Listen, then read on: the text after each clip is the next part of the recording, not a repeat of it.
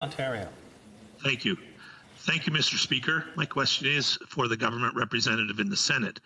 Senator Gold, as you may remember, recently I highlighted the issues facing the domestic wine industry in this chamber in relation to the repeal of the excise tax exemption that is slated to take place next June 2022.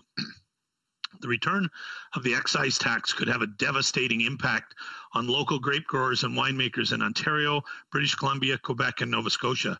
These businesses have become a source of tremendous pride in small communities. They've also impacted many of these small communities economically, as they provide over 37,000 jobs, many of which can be found in areas where job opportunities are scarce. The exemption has had an enormous effect on the sector's ability to grow and compete against dominating international companies. In 2006, there were 86 VQA wineries in Ontario. Today, there are 183. That means 97 Ontario wineries are paying the excise duty for the first time ever.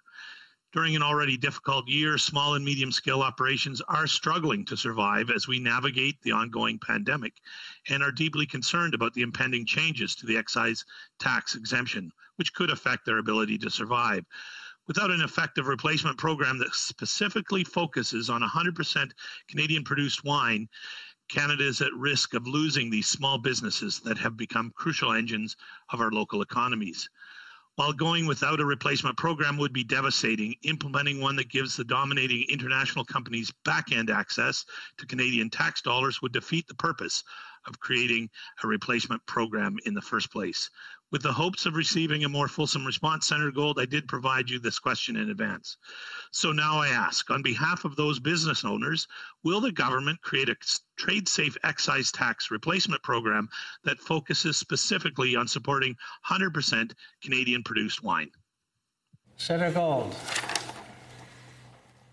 Well, thank you for your question and for advance notice of the subject matter.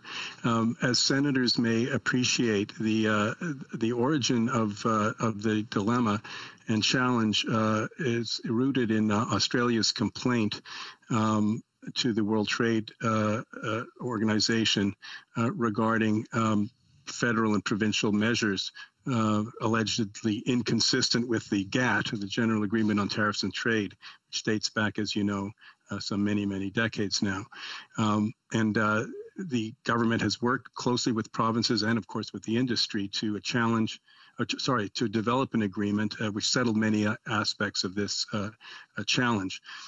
With regard to how the government will go forward to support Canadian wine producers, I do understand that there have been stakeholder submissions to Agriculture and Agri-Food Canada for various support programs, and that the government, I am advised, is considering these proposals to support the sector as it adjusts to these challenges.